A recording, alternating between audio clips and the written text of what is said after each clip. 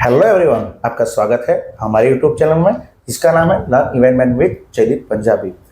हमारे साथ जुड़े हुए हैं आज विशाल भाई जो इवेंट का काम करते हैं। अब हम उनसे क्वेश्चन करेंगे क्या क्या इवेंट प्लानिंग क्या होता है, इवेंट मैनेजमेंट क्या होता है, इवेंट एग्जीक्यूशन कैसे किया जाता है। Sir please explain. पहले तो जयदीप भाई को बहुत बहुत कांग्रेचुलेशन कि उन्होंने कुछ ऐसा आइडिया सोचा कि लड़के कुछ सीख सके, घर बैठे सीख सके। आज तक ऐसी कोई इंस्टीट्यूट है ही नहीं कि लड़कों को ऑन ग्राउंड की नॉलेज दे सके। So big congratulation for that. अब इवेंट की बात करें तो कोई छोटी एक चीज़ है नहीं कि एक ही चीज़ से इवेंट बनेगी, ऐसा कुछ है नहीं। इसमें इतने छोटे छोटे पार्ट है, इतनी सर्विसेज है कि आप देते देते थक जाओगे। एग्री। बराबर। अभी एजेंसीज कैसे कोऑर्डिनेट करे, कैसे करे, कौन सी एजेंसी अच्छी है, कौन सी बुरी है, वो हम नहीं जानते। हम एक बार उनका एक्सपीरियंस लेंगे तो ही हमको पता चलेगा। बराबर। अब आप देखो कि आपके नज़रिए से इवेंट अलग है, मेरे नज़रिए से इवेंट अलग है, प्रोडक्शन के नज़रिए से इवेंट अलग है, आर्टिस्ट मैनेजमेंट जो करता है उसके नज़रिए से इवेंट अलग है। तो सबका इवेंट के लिए सबका नज़रिया अलग रहेगा। क्लाइंट का नज़रिया भी अलग अलग रहेगा। क्लाइंट भी परसेंटेज में डिवाइड होंगे कि कैसा क्लाइंट है, कौन कैसा है, अपने जानते नहीं। अपन क्लाइंट को मिलेंगे, उनका नेचर समझेंगे तो ही पता चलेगा क्लाइंट कैसा है। अब मेरे को ये जानना है कि कोई भी इवेंट के लिए आता है कोई भी कस्टमर, तो क्या बेसिक वो लोग पूछते हैं, आप अपने हिसाब से क्या बोलते हो? अगर आप थोड़ा बहुत उसके लिए अंदर एक्सप्लेन कर पाए तो बताइए। मतलब क्लाइंट की अगर बात करें तो क्लाइंट जैसे ही आएगा तो पहले उसको तो एक मेन तो उनका डेट है। पूरे उनको इवेंट के लिए कौन सा date, that is most important, कि डेट उनको फिक्स करना पड़ेगा। जैसे ही क्लाइंट एक डेट लेगा, कि डेट के ऑप्शन लेगा, वो जाएगा वेन्यू पे। हाँ, वो कुछ फिक्स नहीं करेगा, पहले उनको करना पड़ेगा फिक्स एक वेन्यू, कि उनके इवेंट के हिसाब से वेन्यू कौन सा अच्छा है, कौन सा वेन्यू उनको सूट करेगा। Plus affordable. Yes, affordable. Plus नजदीक भी बहुत नजदीक पड़ेगा, प्लस कि उनको उनके बजट में मिले। हाँ, एफोर्डेबल बजट। अगर उनका होगा कि बजट उनने पकड़ा होगा 10 लाख तो पकड़ के लगे चलेंगे 7 लाख। उनको जितना कम मिलेगा उतना अच्छा उनको पड़ेगा। मतलब वेन्यू पहला है। तो जैसे ही क्लाइंट अगर कोई आता है वेन्यू पे आते हुए आपको डेट की इंक्वायरी करेगा, डेट अवेलेबल है तो आपका बजट पूछेगा, आप उनका बजट बताओगे। फिर सेकंड चीज आएगी उनका डेकोर पार्ट, कि डेकोर कैसे करते हैं, डेकोर कितना बजट तक जाएगा, कैसे कैसे करोगे, कोई पैकेजेस है कि नहीं आपके, एक वो पता करेगा। नहीं है तो कस्टमाइज में कैसे स्किल्स रहेंगे वो पता करेगा। फिर आएगा उनका इवेंट। तो इवेंट समझो कि उनके इवेंट 3-4 इवेंट है, जैसे विधि है, हल्दी है, मेहंदी है, संगीत हो गया, वेडिंग हो गया और रिसेप्शन हो गया। बराबर। अगर संगीत के लिए बात करें तो अगर क्लाइंट आएगा पूछेगा कि आर्टिस्ट, तो आर्टिस्ट एक पूरा आर्टिस्ट मैनेजमेंट एक पूरा एक स्केल ही अलग है। उसके लिए हम आगे अगर बात कर सके उसके डिटेलिंग की कैसे कैसे रहेगा। पहले अपन बात करें, क्लाइंट आया, अपने से बात की, अपन को वेन्यू एक डेट फिक्स किया, वेन्यू फिक्स किया है तो वेन्यू के बाद डेकोर फिक्स किया। फिर उसके बाद क्लाइंट क्या करेगा, केटरिंग के ऊपर जाएगा। वो भी एक पूरा पार्ट अलग है, वो जयदीप भाई आपको नेक्स्ट वीडियो में बताएंगे। हमारे एक पूरी सीरीज रहेगी जिसके अंदर हम पहले डेकोर लेंगे, कैटरिंग लेंगे, जिसके अंदर डेकोरेशन में इवेंट प्लानर क्या काम करता है, कैटरिंग में भी इवेंट प्लानर क्या काम। Event is not a thought process. आपने जो थॉट प्रोसेस बनाया हुआ है क्लाइंट के पर्सपेक्टिव से अलग है अभी, और हमारे पर्सपेक्टिव से अलग है। अभी एक्चुअली में हुआ क्या है कि सभी ने अपना बिजनेस ग्रोथ करने के लिए डेकोरेटर इवेंट प्लानर है, कैटरर्स इवेंट प्लानर है, स्पेशल एंट्री वाला इवेंट प्लानर है, फ्लोरिस्ट इवेंट प्लानर है, बलून डेकोरेशन वाला इवेंट प्लानर है। तो ये बहुत ही बड़ा मिथ क्रिएट किया है, मतलब बिजनेस लेने के लिए, कि अगर हमने पीछे इवेंट लिख दिया तो हमको काम ज्यादा मिलेगा। जो काम की उनकी भूख थी वो प्रॉब्लम नहीं है। बट हमारा क्लियर अर्ज क्या है कि एक क्लाइंट को प्लस आपको बताओ कि आप डिफरेंस समझा सको कि हम आपको क्या देने वाले हैं। एक्चुअली में क्या होता है, एक बात समझिए कि डेकोरेशन वाला क्या करेगा, डेकोरेशन वाला लिखेगा इवेंट, जिसकी वजह से उसको अट्रैक्शन मिलता है। अब जब हमारे पास क्लाइंट आता है, मेरे पास जो क्लाइंट आता है, मैं भी इवेंट प्लानर रही हूँ, तो मेरा फॉर इवेंट करके है। तो बात ये है कि हमारे पास जब इवेंट क्लाइंट आते हैं तो पहले पूछते हैं कि इवेंट में क्या दोगे आप, उनको वही नहीं पता। कुछ क्लाइंट ऐसे हैं उनको वो भी नहीं पता। इवेंट की एक थॉट प्रोसेस क्लाइंट के दिमाग में है कि डेकोरेशन करवाएंगे इवेंट वाले से और वो अच्छे डिजाइन करके दे देगा, 1-2 एजेंसी दे देगा, that's it. Right. But event कितना बड़ा है उसका एक्सप्लेनेशन हम हर एक वीडियो में करेंगे। पूरा सीरीज आएगा अलग अलग टाइप का, जिसके अंदर आर्टिस्ट मैनेजमेंट क्या होता है, कैटरिंग का डिपार्टमेंट, डेकोरेशन, सभी चीज, hospitality, logistic, client servicing, A to Z हम आपको बताते रहेंगे। Let's start. अब बात है कि भी एक आ गया आपका क्लाइंट, उसने आपको बजट दे दिया और उसके बाद आप कैसे उसको डिवाइड करता है। जैसे कि उसने बोल दिया मेरा बजट है 25 लाख, 30 लाख, 50 लाख, आपको दे दिया। उसने बोल दिया मेरे को नजदीक में वेन्यू दे दीजिए, और फिर उसने बोल दिया इतनी एजेंसी चाहिए। अब उसके बाद आप काम क्या करते हैं? इवेंट प्लानर्स क्या काम करते हैं?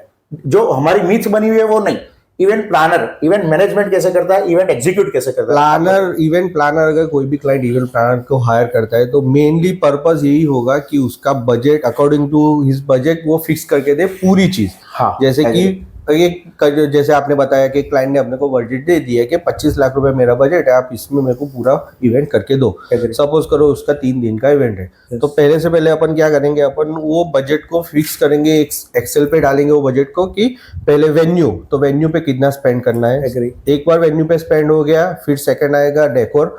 सॉरी टू इंटरप्ट, बट लड़कों को क्या होगा, फिर भी कंफ्यूजन होगा कि कितना पार्ट किसमें जाता है, कितना पार्ट किसमें जाता है। तो आप पर्टिकुलरली थोड़ा बताइएगा, तो क्या ये कंफ्यूजन ना हो कि क्लाइंट का 500 लोगों का मेन फंक्शन है, 100 लोग गैदरिंग में आते हैं डेकोरेशन के, जो अपना हल्दी मेहंदी होता है, दैट्स इट। पब्लिक भी फिक्स है, जो 2 दिन पहले 2 दिन होता है, हमेशा वही होता है कि रूम के साथ किसी भी क्लाइंट को स्पेस चाहिए अपने जो क्लोज रिलेटिव है उसके लिए, और वेडिंग के लिए उनको 500 लोगों का है। तो उस हिसाब से अगर आप बताइएगा तो ये क्रिस्टल क्लियर हो जाएगा। ओके, अगर आपको समझो कि 500 लोगों का गेस्ट है, उनके वेडिंग के गेस्ट 500 लोग हैं, और आजू बाजू के जो रिचुअल्स वाले फंक्शन है उसमें अपन पकड़ के चलो 100-200 गेस्ट वो है, तो एक तो गेस्ट को क्या करना पड़ेगा, क्लाइंट को मेनली तो एक होटल बुक करना पड़ेगा उनके गेस्ट को रुकाने के लिए। अपन कोई होटल, अगर आनंद की बात करें या कोई प्रॉपर्टी की बात करें कि वेन्यू के पास वाली प्रॉपर्टी, तो हमें होटल बुक करना पड़ेगा, होटल की कैपेसिटी देखनी पड़ेगी। लड़कों को ये जानना पड़ेगा कि पास में कितने रेडियस में, तो 1 से 2 किलोमीटर के रेडियस में कितनी होटल्स अवेलेबल है, और कितनी होटल्स ऐसी है जो बजट में अवेलेबल है। एक तो बजट में अवेलेबल होगी, एक आउट ऑफ बजट अवेलेबल होगी, बराबर। अगर बजट में अवेलेबल है तो रेडियस कर लो कि आप अपना वेन्यू है उससे 1-2 किलोमीटर के रेडियस कितने होटल्स अवेलेबल है, और उसका ऑप्शन दे दो क्लाइंट को। क्योंकि होटल का बजट कभी भी अपने समझो कि 25 लाख ने जो बजट दिया है उसमें, तो होटल पार्ट अपने में कभी लेना नहीं है, क्योंकि वो एक आउटर एजेंसी हो गई। वो एन एक्चुअल क्लाइंट को बोल सकते हैं कि आप ये होटल का ये प्राइस है, आपको जो होटल चाहिए ये चॉइसेस में आप बुक कर सकते हो। आप जो बात कर रहे हो, मुझे ऐसा लग रहा है कि जो आपने इवेंट की है हायर मिडिल क्लास, उसकी बात कर रहे हो। मैंने ज्यादातर मिडिल क्लास के, मेरे कुछ क्लाइंट ऐसे हैं कि जो एक होटल में रूम भी करते हैं, 50 लोगों को स्टे भी देते हैं, और बैंक्वेट हॉल में इवेंट करके 5 या 7 लाख रुपए भी करके चले जाते हैं। राइट। आप जो बात कर रहे हो, मैं आपकी बात से भी एग्री कर रहा हूँ। आप जो बोल रहे हो हायर मिडिल क्लास है, मैं मिडिल क्लास की बात कर रहा हूँ, जिसका ऑन एन एवरेज एक इवेंट का 12 लाख 15 लाख होता है, 10 लाख 12 लाख 15 लाख में उसको सभी खत्म करना है। बराबर। तो अब आप बताइए कि भी आप हायर मिडिल क्लास की जो बात कर रहे हो, तो उसके अंदर आप रूम्स अलाउ नहीं करोगे भाई, रूम्स आप अपने हिसाब से अरेंज कीजिए। इसके अंदर वो नहीं आएगा। आगे बताइए, बोलिए। रूम्स उनको अपने हिसाब से करनी पड़ेगी। फिर आएगा क्या पार्ट, तो वेन्यू पे, तो लड़कों को ये देखना पड़ेगा वेन्यू चार्ज कैसे कर रहा है, पर इवेंट चार्ज कर रहा है या पर डे या स्लॉट के हिसाब से। अभी कुछ वेन्यू ऐसे भी अवेलेबल है जो स्लॉट के हिसाब से आपको चार्जेस देंगे। तो एक बजट फिक्स कर, 25 में से आप पकड़ लो कि 7 लाख रुपए उसने वेन्यू का पकड़ लिया कि वेन्यू के 3 दिन के 7 लाख रुपए मेरे को, मतलब अपन 25% मान के 25% अपन चल सकते हैं कि रेंट देना है उसको वेन्यू का। अभी बचा उसके पास 75%। 75% में मेनली एजेंसीज क्या रहेंगी, तो एक तो रहेगा डेकोरेशन पार्ट, एक रहेगा फ्लोरिस्ट, एक रहेगी लाइटिंग की एजेंसी। ये 3 पार्ट में डिवाइड होंगे, और इसमें भी छोटे छोटे पार्ट्स फिर आएंगे, बराबर। तो 75% में से उसको डिवाइड करना पड़ेगा कि कितना परसेंट उसको फ्लावर पे स्पेंड करना है। फ्लावर पे स्पेंड करना है इन द सेंस कि क्लाइंट को, जैसे 2 रिचुअल्स वाले फंक्शन है उसमें फ्लोरल का थोड़ा बजट कम कर दे, उसका वेडिंग का इवेंट है उसको थोड़ा इलेबरेट कर दे और वेडिंग अच्छा दिखे, इस तरह से फ्लावर का काम कराए। फ्लावर में फिर क्या होगा, फ्लावर में 2 तरीके से, आर्टिफिशियल, रियल आर्टिफिशियल, दोनों मिक्स, या वो टोटली रियल। अगर बजट पे चल रहा है तो I think we should go for real and artificial mix floral, that will be cost wise effective for the client as well as for us. बराबर। डेकोर पार्ट हो गया, डेकोर में उसको डिवाइड करो कि चलो हल्दी का फंक्शन है तो 1.5-2 लाख रुपए का हल्दी का फंक्शन हुआ आपका। विधि का फंक्शन है, मैक्स आप गिन के चलो 3-4 लाख रुपए में विधि हो गई। फिर हुआ अपना संगीत, तो संगीत का आर्टिस्ट पार्ट है जो आउटर एजेंसीज, जैसे हम कहते हैं आर्टिस्ट मैनेजमेंट है, स्पेशल एंट्री है, फायरवर्क्स है, ये सब आउटर एजेंसी है। That you should clear with client कि ये सर हमारे स्कोप ऑफ वर्क में नहीं आएगा, this will be outer agency and you have to pay on actual. Okay, done, done. तो that won't include in the 25 lakhs of package. Okay. तो जैसे artist आ गया तो आर्टिस्ट में आप अपने हमारे हिसाब से हम पूछ सकते हैं क्लाइंट को कि सर आपको आर्टिस्ट पे कितना स्पेंड करना है। अगर वो क्लाइंट बता देगा एक बजट, तो that you would be clear कि आपको पता चलेगा कि इनको इतने बजट में मेरे को आर्टिस्ट देने हैं। और इंक्लूडिंग जैसे आर्टिस्ट करोगे तो आर्टिस्ट में फिर A to Z सब आ जाएगा। आर्टिस्ट बुलाया, चलो आर्टिस्ट करा, फिर उनका टीम का ट्रैवल, उनकी एयरप्लेन टिकट्स, उनकी हॉस्पिटलिटी, फिर food, that also we have to take in mind कि ये सब प्लस प्लस प्लस हो जाएगा। फिर अगर क्लाइंट बजट पे ही स्टक हो गया है तो हमें कभी उनको अपने स्कोप ऑफ वर्क में नहीं लेना है। सर को बोल देने का कि सर ये आउटर एजेंसी है, ये ऑन एक्चुअल रहेगी, आपको जो बजट चाहिए उसमें हम फिक्स कर सकते हैं। फिर एक पार्ट आएगा एजेंसीज हो गई, फिर आएगा वेडिंग। तो हम जब छोटे छोटे रिचुअल्स वाले फंक्शन गिने तो उनमें स्पेंड किया हमने 1.5-2 लाख, फिर 3 लाख। संगीत में हमने स्पेंड किया 6 से 7 लाख रुपया। अपने पास मेजरली स्पेंड करना है वेडिंग पे, क्योंकि वेडिंग एक ऐसी इवेंट होगी जो ऑल ओवर इवेंट एक हाईलाइट रहेगी। तो हमको अगर 75% जो अपने बजट बचाया था उसका 20-30 करके अपने बजट बचा, और फिर मैक्सिमम 30-35% जो बजट बचा अपने को स्पेंड करना है वेडिंग के लिए। और 35% वेडिंग वाला बजट। तो वेडिंग वाले बजट में क्या होगा, अब इसमें फिर से वही चीजें होंगी कि फ्लोरल, लाइट्स और decor part plus outer agency इसमें भी इंक्लूड होगी। हाँ, कि कैसे तो अपने ब्राइड ग्रूम की एंट्री कराओ, कैसे एंट्री करनी है, fireworks, that will be plus. और यहाँ पे भी अगर आर्टिस्ट मैनेजमेंट का पार्ट आया तो you have to clear with client कि this will be plus 25। Yes. तो सर जैसे बता रहे हैं, ये जो बड़े इवेंट्स होते हैं इसमें ये सब होता है। मैं अपना मिडिल क्लास जो हमारे इवेंट होते हैं उसका एक एक्सप्लेनेशन आपको दे देता हूँ।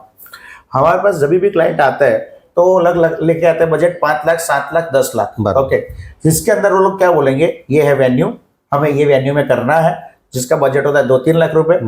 अपने सरकारी जो बैंक्वेट्स होते हैं उसका बजट होता है लाख रुपए, आपको पता है। 2 लाख रुपए का हमारा डेकोरेशन का बजट है। होटल बुकिंग हमसे नहीं मांगते, जब मिडिल क्लास इवेंट होता है तब वो लोग नहीं मांगते। वो लोग होटल अपने आप से कर लेता है। डेकोरेशन का हमको करवाता है। कैटरिंग वो लोग खुद करते हैं। फिर आया बात के भी उनको कोई आर्टिस्ट, कोई भी एक्स्ट्रा सर्विसेज चाहिए, जो जैसे क्या बोल सकते हैं कि भाई स्पेशल एंट्री, फिर स्पेशल इफेक्ट, वो सब छोटी छोटी चीजें ही मिडिल क्लास में दी जाती है, नहीं जाती। और सब वो लोग अपने आप करते हैं। आपको मैं बता दूं कि अगर मेरा एक इवेंट है तो मेरा एक 20 लाख रुपए का इवेंट है। जैसे सर सर ने बताया कि भाई उनका 20 के इवेंट में वो सिर्फ वेन्यू और डेकोर और कुछ नहीं देते। Compare to middle class 20 lakh रुपए वो पूरा इवेंट करके जाए, खत्म करेंगे। राइट। कैसे मैं अपना एक्सपीरियंस बताता हूँ कि उन्होंने 20 लाख बजट लेके चले तो वो लोग स्पेंड करेंगे 1-2 लाख रुपए वेन्यू में, 2-3 लाख रुपए डेकोरेशन में, घर का भी उसमें 3 लाख रुपए प्लस घर का डेकोरेशन के लाख रुपए अलग लगे पकड़ के चलते हैं, 6 लाख रुपए। फिर आया होटल बुकिंग, 1-2 लाख रुपए उसके। कैटरिंग में सबसे ज्यादा स्पेंड करते हैं। अभी क्या हुआ है कि भाई हम अपने हिसाब से आप बोल सकते हैं कुछ लोग अभी भी कैटरिंग में स्टक है, मतलब कैटरिंग को ज्यादा प्रेफरेंस देते हैं। कैटरिंग को प्रेफरेंस नहीं देते। उनके दिमाग में ऐसे ही है लड़की को कि मेरे अच्छे फोटोज आने चाहिए। बराबर। तो दोनों की मेंटालिटी अलग अलग है। जो ओल्ड एज है उनको कैटरिंग अच्छा देना है, जो अभी यूथ है उसको अच्छे फोटोज चाहिए। सो द पॉइंट ये था कि 20 लाख रुपए में भी बजट में होता है इवेंट। जब बड़े इवेंट होते हैं तो वो 25 में सिर्फ डेकोरेशन, 3 टाइम्स का डेकोरेशन और वेन्यू देते हैं बस। और जब मिडिल क्लास आता है तो लोग 20 में सब कुछ भी देते हैं, और वो उनके हिसाब से वो रिक्वायरमेंट नहीं मानते। जैसे कि आपके वहां पे जब चोरी की जाती होगी तो बहुत ही लग्जरियस चोरी होगी। यहाँ पे ऐसा कुछ नहीं होगा। बराबर। उनके हिसाब से सिर्फ उनको एक जो अपना रिचुअल है वो फॉलो करने के लिए अच्छा लुक चाहिए। मैंने अपने क्लाइंट ऐसे देखे हुए हैं कि जैसे एग्जांपल फॉर पैकेज होता है हमारा, कहीं कहीं पे टाई अप होता है तो 20,000, 25,000, 30,000 में रेगुलर चोरी भी देते हैं, वो लोग लेते हैं, हो जाता है। और जब हायर मिडिल क्लास में जाएंगे बराबर है तो लाख रुपए की चोरी उसको अच्छी नहीं लगेगी क्योंकि उसके जेब में पैसे हैं। सो बहुत ही ये कैटेगरीज पे डिपेंड करता है कि किस तरह का क्लाइंट है। एक बात है कि एक होटल नॉर्मल ले लीजिए, फिर 3 स्टार होटल, 5 स्टार होटल और 7 स्टार होटल, कंपेयर, उसी को कंपेयर करता है कि भाई इसमें भी ऐसा ही होता है। यस, हम जैसा क्लाइंट का बजट, उसके हिसाब से वो अपनी रिक्वायरमेंट और उसके हिसाब को आपको भी देना है, हमको भी देना है। हम देंगे, हम इवेंट वाले ही बुला जाएंगे। बट होगा क्या कि हमको कुछ कुछ पार्टी वो लोग बोलेंगे, क्योंकि उन लोगों को क्या है, जिसपे हेडेक है वो दे देंगे, और जिसमें उन लोगों को पता है कि होटल जाके बुकिंग कर रहा है, होटल बुकिंग जाके कर रहा है, वो बहुत बड़ी काम नहीं है। फोटोग्राफर को बुला के काम करना है, वो उनके लिए बड़ा काम नहीं है। बैठ बग्गी करना उनके लिए बड़ा काम नहीं है। साफा वाला बुलाना उनके लिए बड़ा काम नहीं है। हाँ, कुछ इवेंट प्लान अब अभी का जो यूथ है, बराबर है, वो लोग ऐसा सोचते हैं कि सभी चीज दे देंगे। बट कि जो ओल्ड एज है उनको अभी भी करने में इंटरेस्ट होता है कि हम करेंगे, हमारा कुछ इनपुट देंगे, जिससे कि 2 पैसे बचेंगे। उनको ऐसा थॉट प्रोसेस है, वो उनकी जगह पे सही है, हम हमारी जगह पे सही है। हम ऐसा बोलेंगे भाई सर हमको सब कुछ दे दो, आपके 2 पैसे बचा के भी हम अपनी इवेंट आपकी करके देंगे। बट पूरा जनरेशन गैप है। ये इवेंट प्लानिंग बिजनेस आज से अपन हम बोल सकते हैं कि 10 या 20 साल से शुरू हुआ है। उससे पहले नहीं था। खुद ही सब खुद मैनेज करते थे। अब पॉइंट है कि आप हायर मिडिल क्लास की जो बात करें, जिसका आपको सबसे ज्यादा एक्सपीरियंस है, अब आप उसके अंदर बताइए कि कैटरिंग आर्टिस्ट, फिर जो अलग अलग एजेंसीज होती है, उसके लिए आप फिर क्लाइंट को क्या सजेशन देते हैं, कैसे आगे का एग्जीक्यूशन करता है? पहले तो बात करें कि अपन आर्टिस्ट मैनेजमेंट की पहले बात कर लेते। कोई भी आर्टिस्ट की बात करें तो पहले तो हम पूछ लेते उनको उनका बजट कि आर्टिस्ट पे क्या स्पेंड करना है, दैट इज मोस्ट इम्पोर्टेंट। क्योंकि अगर मैं ऑप्शन दूंगा 10-12 लाख के, उनको करना होगा 5-6 लाख का, तो फिर से क्या होगा, काम की चैनल फिर से बढ़ेगी। एक बार मैंने काम किया, 1-2 दिन दिए, आर्टिस्ट अच्छे ढूंढे, डे स्मूथली सब किया, उनको प्रेजेंटेशन भेजा, फिर बोलेंगे नहीं मेरे को तो 6-7 लोग।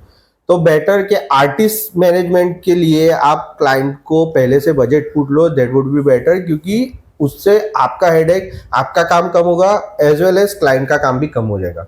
अगर वो बजट देगा 5-6 हज़ार का, हमने उसको 5-6 लाख में 6-7 ऑप्शन दे दिए, 6-7 ऑप्शन दिए, उसमें भी क्लैरिफाई करो कि सर 6-7 वाले जो दे रहे हैं हमको आपको आर्टिस्ट, उसमें उनका ट्रैवल, उनका अकोमोडेशन, उनका फूड ये इंक्लूड नहीं होगा, वो एन एक्चुअल होगा। और वो जितनी जल्दी बुक करोगे उतनी जल्दी आपको उसका बुकिंग के लिए मिलेगा। एडवांस जैसे पे करोगे उसका बुकिंग, फ्लाइट का बुकिंग, सब में आपको चीपर रेट्स मिल सकते हैं। That is the part of event planner.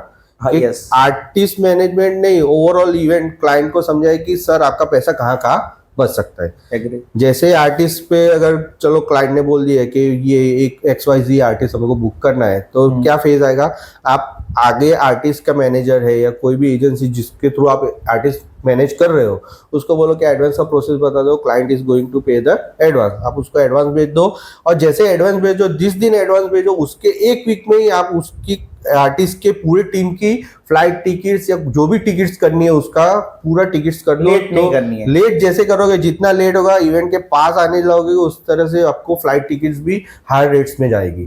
तो यहाँ आप क्लाइंट का पैसा बचा सकते हो। प्लस बैंड आ रहा है तो किस तरह से बैंड आ रहा है, कितने आर्टिस्ट है, तो उस हिसाब के उनकी रूम की अकोमोडेशन भी देखो कि हाँ, अगर उनको 3 स्टार या 5 स्टार उन्होंने मांगी है तो ठीक है, आप एक बार मैनेज भी कर सकते हो कि 3 स्टार प्रॉपर्टी आप कर सकते हो। तो आर्टिस्ट पार्ट में ये हो गया। फिर ऑन ग्राउंड कैसे आना है, कैसे जाना है, उनको कौन से टाइम पे साउंड चेक चाहिए, अपने को आर्टिस्ट को कितने बजे रेडी देना है। क्योंकि कॉर्पोरेट इवेंट्स में अगर बात करें तो 1 मिनट भी, आपने जैसे बोला कि 1 मिनट भी चलेगा नहीं, 6 बजे अगर भागेंगे तो आपको 5:55 को रेडी रहना पड़ेगा। और एग्जैक्ट 6 बजे मान लीजिए आपका 2 मिनट अगर लेट हो गया तो वो क्लाइंट आपकी कितनी बैंड बजाएगा आपको नहीं पता, अंदाजा नहीं है आपको। हाँ। वो कितना भी बड़ा आर्टिस्ट होगा, उसने अगर 6 बजे बोल दिया है तो he should be on the stage at 6 PM। Yes, बस उसमें 1-2 मिनट नहीं चलेगा। बाकी अपन बात करें कि वेडिंग इवेंट्स, मतलब अपने सेरेमनीज की जो है, तो संगीत की इवेंट है, उसमें आप चलो क्लाइंट को बोल सकते हो कि सर आए गए आर्टिस्ट 15 मिनट में उसको ये, तो उसमें चल जाएगा। पर कॉर्पोरेट इवेंट में ये थोड़ा भी नहीं चलेगा। तो एक तो आपको आर्टिस्ट अगर आने होटल वगैरह आ गए चेक इन, तो उसको उसके लिए एक आपको लड़का रखना पड़ेगा कि उसको मैनेज कर सके। जितने लोग होंगे उसके हिसाब से लड़के रखने पड़ेंगे। यस बेसिकली अगर 1-2 है जो कोऑर्डिनेट करता है कि उसकी कार टाइम पे पहुंच जाए, उसको साउंड चेक टाइम पे हो जाए। Sound check is most important in संगीत। साउंड चेक अगर जितना लेट होगा साउंड चेक, उतना ही लेट होगा आपका फंक्शन, और जितना लेट आपका फंक्शन होगा उतना क्लाइंट आपके ऊपर बिगड़ने वाला है। मतलब उसको एक पॉइंट मिल जाएगा कि आपको कैसे पैसे कटेंगे आपके। कुछ क्लाइंट ऐसे होते हैं, हम पर्टिकुलरली नहीं बोल रहे, नहीं। कुछ क्लाइंट होते हैं हाँ। वेडिंग में भी, कॉर्पोरेट में भी और अदर्स इवेंट में भी, जिसका इंटेंस आपकी गलतियां पकड़ना होता है। हाँ। कुछ क्लाइंट ऐसे होते हैं कि आपने कोई छोटी गलती की तो भी माफ कर देते हैं, बड़ी की तो वो इग्नोर भी करते हैं, Ignore उनको भी करते पता हैं। भी नहीं होता है। Yes, हमने yes, ऐसे भी क्लाइंट्स देखे हुए हैं। Yes. बताइए और आगे बताइए सर प्लीज। एक आर्टिस्ट मैनेजमेंट हो गया, सेकंड पार्ट आएगा अपना केटरिंग। हाँ अब केटरिंग को इतनी ज्यादा इंपॉर्टेंस है, मतलब आप वेन्यू छोड़ दो, डेकोर छोड़ दो, सब छोड़ दो, केटरिंग की इंपॉर्टेंस सबसे ज्यादा रहेगी क्लाइंट को। हाँ स्पेंड भी वो तुम्हारे पास जितना स्पेंड करेगा उससे ऑलमोस्ट 50% ज्यादा स्पेंड करेगा उसका केटरिंग में। क्योंकि सबको पता है कि फूड एक बात है कि डेकोर वो लोग फोटो खींचने वाले हैं और आगे जाके वो मेमोरी में रहेगा नहीं रहेगा, मतलब फोटोज में रहेगा बट वो एग्जैक्टली Yes. फील कब नहीं अभी रहेगा। माउथली फील करने वाला है। हाँ। तो उसको क्या है कि भाई सबसे अच्छा टेस्ट दूं, Yes. सबसे यूनिक दूं, क्वालिटीज ऑफ फूड दूं, Yes. जिससे कि मेरा इवेंट लार्जर अच्छा देन लगे, लाइफ लगे। आगे बताइए। तो केटरिंग में कैसे कर सकते हो, कैसे वर्कआउट करते हैं केटरिंग में यूजुअली हम लोग। तो केटरिंग में भी अपन ने ऐसा कर सकते हैं, जो वेन्यू जहाँ पे किया है, तो एक तो वेन्यू के मोस्टली अगर अपन देखें तो वेन्यू अगर टाई अप किया है किसी केटरिंग के साथ तो उसका एक ऑप्शन है, फिर तो कोई ऑप्शन होगा ही नहीं। अगर मोनोपोली में यस एग्जैक्टली मोनोपोली का जब भी होती है, मोनोपोली मींस कि वहां पे वही का उसी का रहेगा और कोई नहीं आ पाएगा। कुछ कुछ जगह पे ऐसा होता है कि मोनोपोली है तो है, बट अगर आप 20% रॉयल्टी देंगे हाँ तो वो लोग अलाउ करेंगे, Yes. अदरवाइज नहीं करेंगे। Yes. ये सभी इवेंट जो ये बात कर रहे हैं सर, ये हायर मिडिल क्लास जिसका budget 50 lakh 70 lakh Up 1 CR तक का है, उसकी बात कर रहे हैं। बताइए आगे सर प्लीज। जैसे जयदीप भाई ने बताया, कुछ कुछ वेन्यू ऐसे होंगे कि जहाँ पे आप मोनोपोली चार्ज देके आप अपना केटरर ला सकोगे। Yes. या कुछ वेन्यू ऐसे होंगे जहाँ पे मोनोपोली होगी तो उनका ही केटरिंग करना पड़ेगा। अब समझो कि जहाँ पे मोनोपोली नहीं है, जहाँ वो ओपन मार्केट है कि आप किसी को भी ऑप्शंस दे सकते हो, तो क्लाइंट को क्या करोगे, आप अच्छे से अच्छा केटरिंग का ऑप्शन दो, 4-5 ऑप्शन दो, 2-3 आप लोकल के ऑप्शन दो, अहमदाबाद बड़ौदा से दो, या 2-4 बाहर के ऑप्शन दो। फिर डिपेंड करेगा, क्लाइंट अपना बजट फिक्स करेगा कि उसको विधि में कितना चाहिए स्पेंड करना है, उसको संगीत में कितना स्पेंड करना है, वेडिंग में कितना स्पेंड करना है और रिसेप्शन में कितना स्पेंड करना है। यूजुअली अगर हम बात करें विधि या कोई रिचुअल्स वाले फंक्शंस की बात करें, तो आप समझो कोई भी केटरिंग, कितना भी अच्छा केटरिंग होता है, तो डिपेंड करेगा उसका प्लेट कैसा, प्लेट साइज कितना है उसके ऊपर। नॉर्मल कैलकुलेशन रहेगा कि विधि में क्लाइंट स्पेंड करेगा कितना, तो 2.5-3 लाख रुपए स्पेंड करेगा। क्यों? क्योंकि उसके घर घर के फंक्शंस है वो, और घर घर के लोग ही होंगे, मैक्सिमम 300 पर्सन होंगे। हाँ, ये बात जैसे आपने करा लोअर मिडिल क्लास, पर लोअर मिडिल क्लास अगर गांव में विधि करता है तो उसका खर्चा वेडिंग से ज्यादा विधि में आएगा, उसका फूड का खर्चा। Yes, क्योंकि उनको पूरा गांव बुलाएगा वो। मतलब वो अगर वेन्यू पे करता है तो उसका विधि का इवेंट का मतलब फूड का चार्ज रहेगा 3 से 4 लाख रुपए में, उसका विधि दोपहर का खत्म होगा ब्रेकफास्ट के साथ। फिर संगीत की बात करें तो संगीत में यूजुअली अभी जो ट्रेंड चला है, मेन कोर्स जितने हो सके उतने कम कर दो। मेन कोर्स जितना हो सके उतना कम कर दो, go for the fast food counters, fast food chaats, Yes. Starters, in short आप बोल सकते हैं स्टार्टर। सर्कुलेशन एंड मॉकटेल्स, जितना हो सको सर्कुलेशन और मॉकटेल्स आप करो। तो विधि हो गया, संगीत हो गया। संगीत में कितना स्पेंड करेगा, जितने लाइव काउंटर्स बढ़ेंगे उतना चार्ज बढ़ेगा। तो संगीत का एक बजट पकड़ के चलेंगे, 6-7 लाख रुपया अच्छी कोई प्लेट अपने स्टार्टर के साथ। कितने पैक्स के लिए आप बात कर रहे हो? 300-400 लोगों की बात कर रहे ओके, तो पर्टिकुलरली हम मान सकते हैं कि 300 लोग पकड़ के चलते हैं, 6 लाख का बजट, मतलब एक प्लेट हो गई 2,000 रुपए। 2,000 रुपए। बोलिए आगे बोलिए। फिर चले अपन वेडिंग में। तो वेडिंग में अभी पार्ट डिवाइड होगा 2 तरीके से, कि बारात असेंबली करते हैं उसका एक प्लस होगा, सर्कुलेशन प्लस होगा। फिर बारात असेंबली का पॉइंट जहाँ से बारात निकलेगी वहाँ से वेन्यू तक का, तो ऑन व्हील्स कुछ कर सकते हैं अपने। और फिर वेडिंग का फूड, तो वेडिंग का फूड आप गिनो तो आप पकड़ के चलो 8-10-12 लाख रुपए अच्छी प्लेट्स गिन सकते हैं। This is for the higher sets. तो ये केटरिंग का पार्ट हो गया अपना।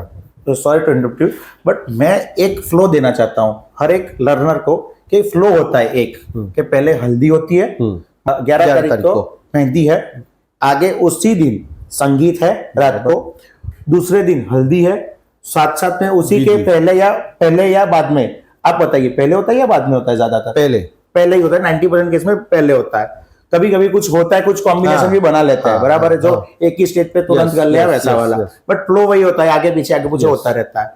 तो फिर होता है सुबह विधि, बराबर, फिर हल्दी और उसी रात को वेडिंग। बीच में आता है बारात कि भाई वो भी एक छोटा पार्ट है बट बहुत इंपॉर्टेंट पार्ट है, क्योंकि हम अगर मान लीजिए कि लड़कियों की तरफ, लड़की वाले की तरफ से है, ब्राइड की तरफ से, तो उनको पता है कि उसकी इंपोर्टेंस बहुत ज्यादा है। अगर मान लीजिए कोई गेस्ट 10 गेस्ट भी बुरा मान गए तो उनकी इज्जत है। हम इवेंट वाले पैसा तो कमाते ही है, बट लोगों को एंटरटेनमेंट करना, इज्जत बचाना मीन्स के हमारी एक गलती, एक हमारी गलती उन लोगों के लिए कितनी भारी पड़ सकती है, आप अंदाजा नहीं लगा सकते, जिसकी इफेक्ट आपको इवेंट के एंड में दिखने को मिलती है। तो पॉइंट था कि हम इवेंट वाले क्या करते हैं कि भाई पहले जो हमारा जो काम है वो है कि भाई अब मान लीजिए कि इवेंट का सर्विसेज जो दे रहे हैं उसको प्रॉपरली दे, टाइम पे दे। जब अगर हमारे कैटरिंग हमारे पार्ट में मैनेजमेंट में हमने ले लिया तो पूरा फूड आना चाहिए, क्लाइंट देखने नहीं आएगा, फूड को गर्म रहना होगा, मतलब गर्म रहने का एक बंदा होगा जो गर्म देखेगा, गर्म ही फूड। F&B डिपार्टमेंट वो हैंडल करेगा। तो F&B में क्या होता है कि आप देख पाओगे कि भाई जो बंदा होता है वो प्लेट्स गिनेगा, फूड देखेगा गर्म है कि नहीं। फिर अगर मान लीजिए कि वीआईपी काउंटर्स है तो वहां पे जो सर्विस बॉय है वो क्लाइंट को प्रॉपर्ली सर्विस देंगे कि नहीं। छोटी छोटी बातें ये जब भी बड़ा इवेंट होता है तो वो लोग इवेंट प्लानर पे छोड़ देते हैं। इवेंट प्लानर को ऐसे लोग रखने होते हैं कि जो पूरा वो लोग संभाल ले। कुछ लोग अभी जो लेटेस्ट वर्जन निकला है उसमें एक होता है इवेंट मैनेजमेंट पूरा करने वाले लोग आते हैं बाहर से, जब अच्छा बजट होता है तब तो वो डिपार्टमेंट भी दिया जाता है। अभी जो पार्ट है उसपे दिया जाता है कि जो आप मैनेजमेंट देख लो, आपके अच्छे प्रोफेशनल बंदे लाओ, और ये पूरा हॉस्पिटैलिटी मींस होटल बुकिंग, उसमें A to Z आ गया। जब भी क्लाइंट अपने को मीटिंग करेंगे पहले से तो बता देंगे मेरे 200 गेस्ट है, आपको 200 गेस्ट को कॉल करना है, उनके टाइम लेने हैं, फ्लाइट बुकिंग करनी है, फ्लाइट बुकिंग लॉजिस्टिक में अपन गिनेंगे सर, बराबर है। फिर आएगा कि नेम आएगा उनका, कभी नेम के हिसाब से कितने बजे वो लोग आने वाला है। मान लीजिए कि 18 तारीख को कुछ गेस्ट आ रहा है, कुछ 19 को आ रहा है, कुछ 20 को आ रहा है, बराबर है। तो उसका टाइमिंग शेड्यूल लिखना है, एक दिन पहले कॉल करना है। हमारा कॉलिंग का बॉय होता है कि जो बोलेंगे कि सर कल आपकी 18 बजे आपकी फ्लाइट है, इतने बजे पहुंचाइएगा, आपको यहाँ पे ये गाड़ी मिलेगी, उसका टेक्स्ट मैसेज किया जाएगा ड्राइवर के साथ, उसको लेके आया जाएगा होटल पे लेने के बाद हमारी टीम क्या करती है, होटल का रिजर्वेशन तो होता ही है, बट क्लाइंट को प्रॉब्लम ना हो, कुछ छोटी से भी छोटी प्रॉब्लम हो तो हॉस्पिटैलिटी टीम इसलिए खड़ी होती है कि भाई उनको अच्छे से ट्रीट कर पाए। वेन्यू पे एक हॉट है, वेलकम डेस्क रहता है जहाँ पे इवेंट के लड़के रहते हैं, तो वो सब मैनेज करते हैं। RSVP होने के बाद, जैसे जयदीप पहले बताया कि डेट वगैरह फिक्स होती है, दैट इज कॉल्ड RSVP। पूरा RSVP करती है एक टीम जिसमें 2 बंदे रहते हैं, उनका RSVP का मैसेज जाता है क्लाइंट को, क्लाइंट फॉरवर्ड RSVP का जैसे ही मैसेज गया उनको आना है नहीं आना है पूरा एक्सेल मेंटेन करते हैं लड़के। फिर जैसे ही अपना गेस्ट अगर वेन्यू पे जाए तो होटल की तरफ से उनका रिसेप्शन डेस्क होता है, प्लस एज वेल एज हम इवेंट प्लानर्स अगर इवेंट ले लिया है, इवेंट मैनेजमेंट करने का पूरा जिम्मा ले लिया है तो वेलकम डेस्क रहता है जहाँ पे अपनी टीम अपने क्लाइंट को मैनेज करती है और स्मूथली चेक इन हो जाए ये देखेगी। और सर एक पॉइंट पे ऐड करना चाहता हूँ, एक अपना होता है इवेंट कौन से है, उसका पूरा आपको अगर हेल्प डेस्क से मिलेगा। अगर छोटा सिर्फ देना होता है कि भाई ये तारीख को इतने बजे ये है तो पूरा एक आइटनरी दिया जाता है। आगे कुछ अच्छे जब एक्सट्रीम लेवल के जो गेस्ट होते हैं वो सुबह मॉर्निंग के लिए नाश्ता हमारी तरफ से छोटा मोटा दिया जाता है, सुबह एकदम सुबह, बराबर है। उसके बाद रात को कि भाई गुड नाइट कार्ड, और एक हेम्पर होता है जिसका क्लाइंट का जो बजट हो, जब वेलकम करते हैं पहली बार अगर मान लीजिए गेस्ट वेलकम कर रहे हैं तो पूरा दिया जाता है, जिसके अंदर जैसा क्लाइंट का बजट होता है उसके हिसाब से वो लोग हेम्पर्स देते हैं। मतलब हम क्या कर सकते हैं, जैसे बिग बजट वेडिंग्स की बात कर रहे हैं अपन के वेन्यू जहाँ पे अच्छे बुक कर दिए क्लाइंट ने, 80-90 रूम्स है उनकी, तो जैसे जयदीप ने बताया कि welcome hampers in short goodies bag होते हैं, गुडी बैग जिसमें सब चीज मंचिंग की चीज रखी होती है। जैसे हम जानते हैं कि अगर होटल कोई क्लाइंट ने किया तो ब्रेकफास्ट इंक्लूड करेगा, उसके बाद का जो भी होगा वो प्लस जाएगा। तो अपन ये वेलकम हैम्पर इसके लिए ही देखे कि क्लाइंट को अगर जो गेस्ट क्लाइंट ने बुलाया है अपने, तो अगर गेस्ट किसी को मंचिंग करना है लेट नाइट या कभी भी, तो अपने गुडी हैम्पर्स में से निकाल के कुछ मंच कर सके। उसके साथ साथ अपना एक वेलकम लेटर होता है जिसमें अपने कपल के लोगो होते हैं, फैमिली की तरफ से एक मैसेज होता है कि welcome to our event and all. तो एक जेस्चर क्लाइंट अपना दिखाता है कि अपने इवेंट में आए हो, आप हमारे तो यू आर मोस्ट वेलकम ऐसा। और उसके साथ एक अपनी आइटनरी रहती है। आइटनरी में क्या होता है, तो इवेंट्स कि वेन्यू अगर बुक किया है, वेन्यू जो है उसमें 5-6 जगह पे अलग अलग ग्राउंड्स है, तो कौन से ग्राउंड पे कौन से टाइम पे कौन सी इवेंट होगी वो सब लिखा होगा। तो इससे क्या होगा, अपने गेस्ट को इजी हो जाएगा कि हाँ इतने बजे इवेंट शुरू होने वाला है, we have to get ready and go there for the event. Okay, sorry but एक पॉइंट ये आपने इग्नोर किया हो, आई डोंट, मैं ऐसा बता नहीं चाहता, बट एक पॉइंट इग्नोर हो चुका है कि A to Z अगर मान लीजिए जेपी अगर टैग हो गया उसका, जेपी उसने डिजाइन ले ली, तो वो लोग छोटे से छोटी जगह पे वो यूज करता है। कि मान लीजिए एक डिजाइन रेडी हुई, जेपी और उसका लोगो उन लोगों ने डिजाइन किया, वो फाइनल हुआ, 10 पीस ऑप्शन दिए जाते हैं, तो वो आइटनरी में वही दिखेगा। फिर हेम्पर में आएगा, हेम्पर का कार्ड होगा उसमें आएगा, गुड नाइट में आएगा, वही चीज अपना जो अपनी लॉजिस्टिक की कार्स होती है वहां पे, लॉजिस्टिक की बसेस होती है उस पे, हर एक जगह पे वो लोगो वेलकम बोर्ड पे। फिर अभी जो ट्रेंड चल रहा है जैसे कि नारियल पानी में भी जेपी लिखा होता है, तो वो भी एक बड़ा टॉपिक है कि क्लाइंट को अगर मान लीजिए इतना एक्सट्रीम लेवल का क्लाइंट आया आपके पास, तो क्लाइंट को नहीं बताया आपको कि भाई हर एक जगह पे सेम यूज करो। बेसिकली जैसे आप बता रहे हो कि लोगो यूज हो रहा है, तो that is the part of graphic designer. अगर इवेंट पूरा ले लिया है, बिग बजट इवेंट की बात करें अपन, तो ये एक पार्ट होता है कि स्टेशनरी प्रिंटिंग, इसमें सब चला जाता है वेलकम लेटर पे। पहले से उसके भी स्टेप्स बाय स्टेप्स होते हैं, जैसे कैसे तो एक ग्राफिक डिजाइनर अलॉट किया जाता है एक कपल को कि भाई कपल के इनिशियल्स लो या उनके नाम लो, या हैशटैग है कि नहीं है तो उनको हैशटैग सजेस्ट करो, एक लोगो पे फाइनल लाओ। लोगो जैसे ही फाइनल होता है फिर उनकी welcome letter, itinerary, bag tags, thank you tag सब डिजाइन होते हैं, जिससे क्या हुआ कि पूरे इवेंट में थ्रू आउट इवेंट पूरा स्टेशनरी एक ही स्केल पे लगे, एक ही तरह का लगे और कुछ भी अलग ना लगे। फील है, मेन है फील। जो सर आप बात कर रहे हो ना, आई डोंट माइंड इट, आपको पता है हम लिख रहे हैं पूरी कोरी स्लेट पे लिख रहे हैं, तो इनको बताना बहुत जरूरी है कि ये ऐसे वर्क करता है। अगर कोई क्लाइंट है, उन्होंने अपनी पहचान वाले को नया है उसको दे दिया ट्रस्ट करके, अगर मान लीजिए आइटनरी और दूसरी जगह पे शायद कोई अलग सिंबल लग गया, तो क्लाइंट क्या करेगा उनको अंदाजा नहीं है। और इससे है बहुत छोटा टॉपिक, समझिए, बट उसकी इफेक्ट क्या होगी वो एंड ऑफ द रिजल्ट है, वो उसका भी हम एक्सप्लेनेशन करेंगे कि अगर मान लीजिए कितनी मिस्टेक होती है, उसके ऊपर से हमारा क्या हमें क्या ट्रीट किया जाता है, plus end of the result क्या होता है। सो द पार्ट है कि जब भी बिग इवेंट करे जाते हैं तो A to Z प्लानिंग होती है।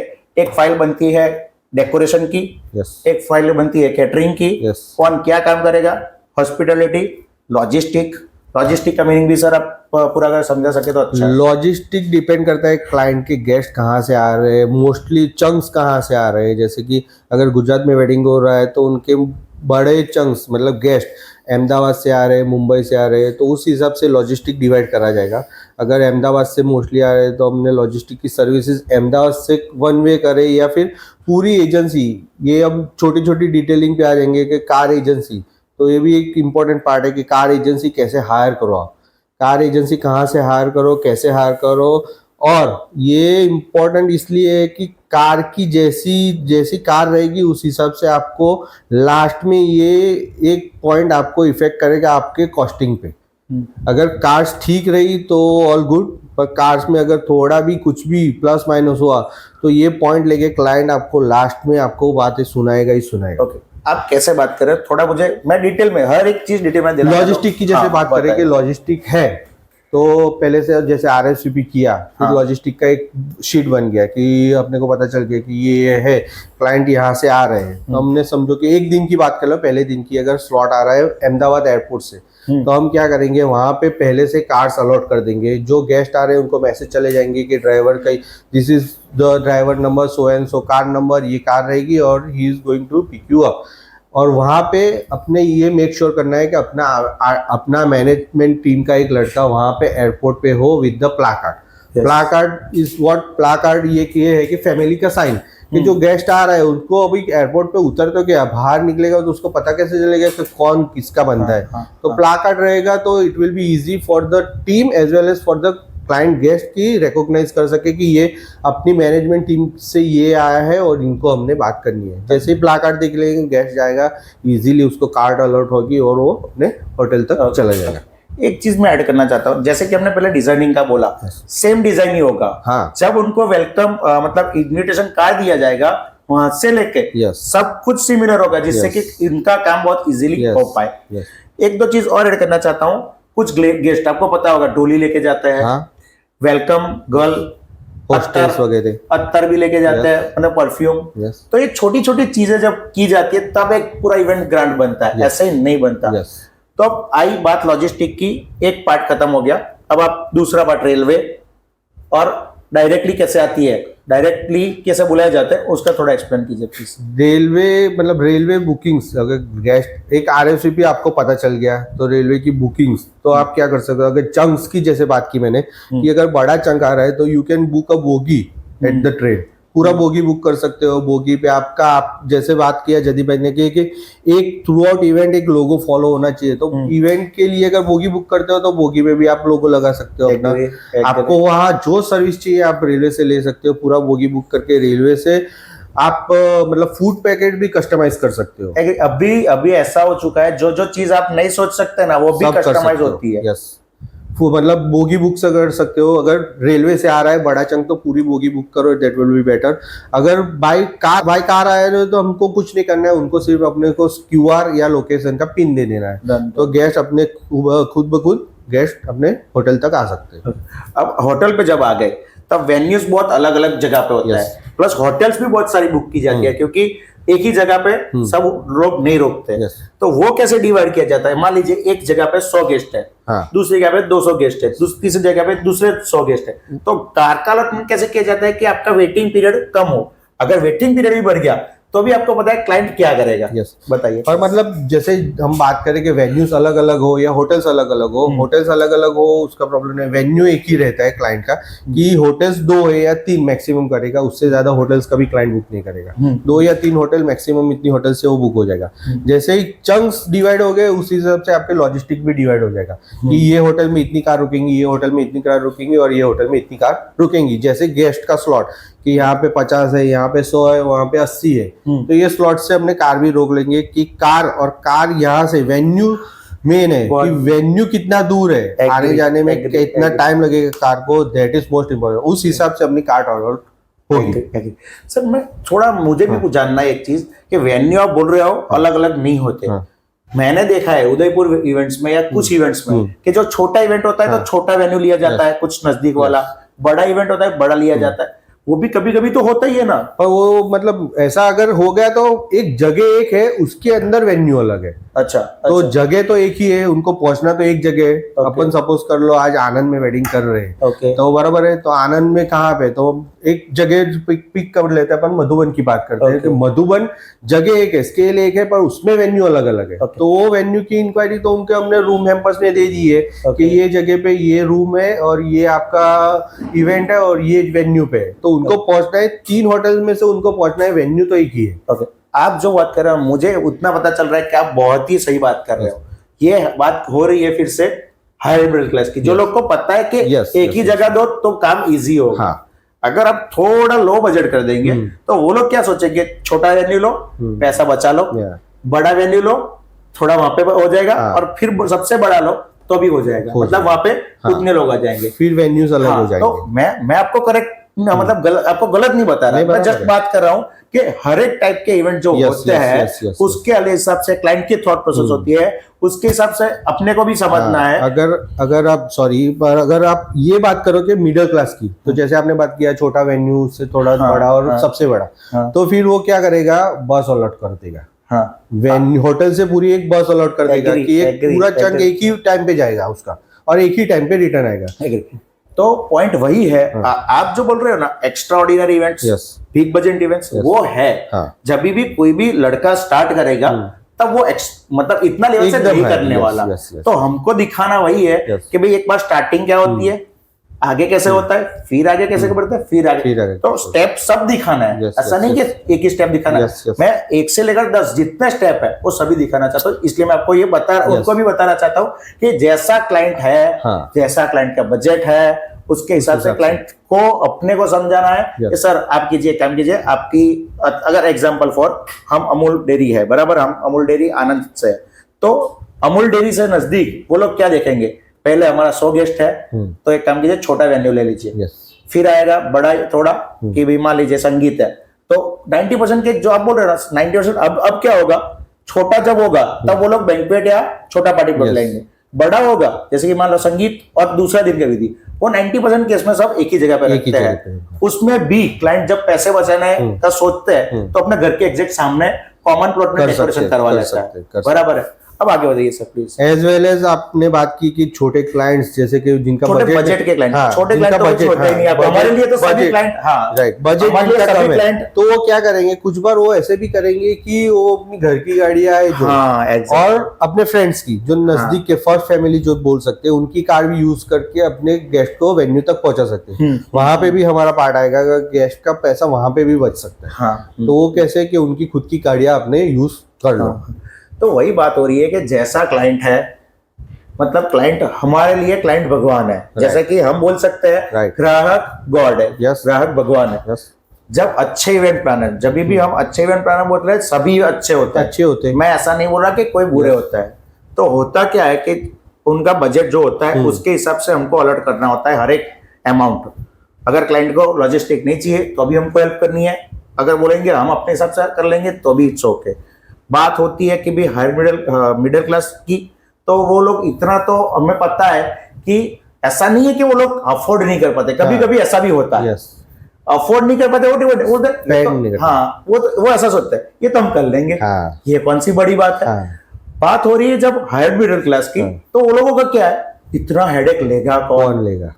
बराबर है। फूड एफएनबी में कुछ 5 गेस्ट होता है कि जो हमारे अंदर के मेन मामा चाचा वाला, तो वही मैनेज कर लेंगे। तो वो क्या होता है, जब भी ये जो हम बात, आप जो बात कर रहे हो और मैं बात कर रहा हूं, डिफरेंस इतना ही है कि वो लोग क्या करेंगे, कोई बच्चे नहीं रखेंगे। अपने जो मेन गेस्ट, अपने जो मामा चाचा क्लोज होते हैं, वो आएंगे कैटरिंग के वेन्यू पे, थाली गिनेंगे, अंदर जाएंगे, बोलेंगे कैटरिंग का वो लाओ, प्लेट लाओ। फिर आएगा स्टार्टर से सूप, सभी बुक करेंगे। फिर उसमें जो जो गलती होगी वो चेंज करवाएंगे, प्लेट्स होगी वो गिनेंगे, और फिर अपने हिसाब से देखते रहेंगे कि किसी भी गेस्ट को कुछ भी प्रॉब्लम ना हो। तो पॉइंट कुछ भी नहीं है, दोनों में एक ही चीज है। कुछ जगह पे मिडिल क्लास में वो सोचते हैं कि हम अपना टच दें, उनके लिए इंपॉर्टेंट क्या है कि हर एक गेस्ट को हमारा हम वेलकम करें, फील हो सके, हम वेलकम करें। करते ही हायर मिडिल क्लास भी वही है, बट उनको इतना बड़ा इवेंट करते हैं वो लोग, तो ये छोटे छोटे पार्ट हमें दे देते हैं। अब आगे बात आती है सर, अपना सभी हो गया, एक एग्जांपल फॉर एक इवेंट का आया कोई भी गेस्ट, तो प्लानिंग, मैनेजमेंट एंड एग्जीक्यूशन। अब हम अपने लर्नर्स को बता सके कि प्लानिंग कैसे की जाती है, मैनेजमेंट जब डिवाइड किया जाता है तो कैसे किया जाता है, और एग्जीक्यूशन कैसे किया जाता है। Sir please explain. प्लानिंग, अगर प्लानिंग की बात करें, किसी भी इवेंट प्लानिंग की बात करें अपन, तो स्केल्स बढ़ जाएंगी कितनी, तो कैटेगरीज डिवाइड कर दो पहले। कोई भी लड़का अगर सीख रहा है इवेंट मैनेजमेंट सीखना है, तो उसको पहले सीखना पड़ेगा कि वेडिंग या पूरी इवेंट में कौन सी कैटेगरीज लगेगी। कैटेगरी वाइज उसको डिवाइड कर दो, फिर उसको प्लान पे ले जाओ। तो कैसे, तो क्लाइंट को पहले मोस्टली क्या भेजना है उनको, कि जैसे ब्यूटिशियंस के ऑप्शन है कि मेहंदी आर्टिस्ट है। छोटी इवेंट से शुरू करो, जाओ बड़ी इवेंट तक। हाँ, वही पॉइंट सभी। अगर मैं मेरे लेवल पे बात करूंगा, तो मैं जहाँ पे मैं पढ़ चुका हूँ, वहां पे एक कंपनी अभी चल रही है करंटली, उसने स्मॉलर बजट में कभी काम ही नहीं किया। उसको नहीं पता स्मॉलर बजट में क्या प्रॉब्लम होती है। हायर बजट पे कर रही है, बहुत अच्छा है, सब अपना नसीब का करता है। तो दैट इज नो पॉइंट कि वो उसका लेवल है, उसके पास अपॉर्चुनिटी है, तो छोटे से चालू करें। बात ये है कि अपन अगर 0 से भी स्टार्ट करेंगे तो इवेंट में कैसे बढ़ते हैं वो सीखना है। बराबर है। कोई भी इवेंट छोटा नहीं है, कोई भी काम छोटा नहीं है। स्टार्टिंग में 1000 रुपए भी मिलेंगे, सीखते सीखते 5000 भी मिलेंगे, 10,000 भी मिलेंगे, लाख भी मिलेंगे, करोड़ भी मिलेंगे, और इसके ऊपर भी हम जा सकते हैं। पॉइंट है हर चीज में बेस्ट दो, क्रिएटिव दो, टाइमिंग देखो कि प्रॉपर टाइम पे काम हो, क्लाइंट को कुछ भी परेशानी ना हो। और छोटी छोटी चीज, आपको ऐसा लग रहा होगा एक कपड़ा गंदा है, छोटे इवेंट्स में आपको ऐसा लगेगा कपड़ा गंदा है थोड़ा, तो आप इग्नोर करोगे, नहीं करना है। फ्लावर शायद खराब हो थोड़े, नहीं करना है। अगर आपको ऐसा है कि ये इवेंट जो हो रहा है वो मेरी बहन का है, मेरे कोई रिलेटिव का है, ये मेरा इवेंट समझ के जब भी कोई भी हम इवेंट प्लानर, मैं ऐसा सोचता हूँ जब भी मैं कोई भी क्लाइंट को मिलने जाता हूँ ना, तब से लेकर जब तक क्लाइंट का इवेंट खत्म नहीं होता, एक ही चीज होता है, ये इवेंट मेरा है। यस, इसकी इज्जत गई, मेरी इज्जत गई। यस, बराबर है। मैं इतना नहीं सोचता कि भी मेरे को यहाँ से काम, अगर आगे जाके Right. काम मिलेगा नहीं मिलेगा, वो अपने अपने अच्छे काम करेंगे Done. तो ऑटोमेटिक मिलने वाला है। राइट, बराबर है।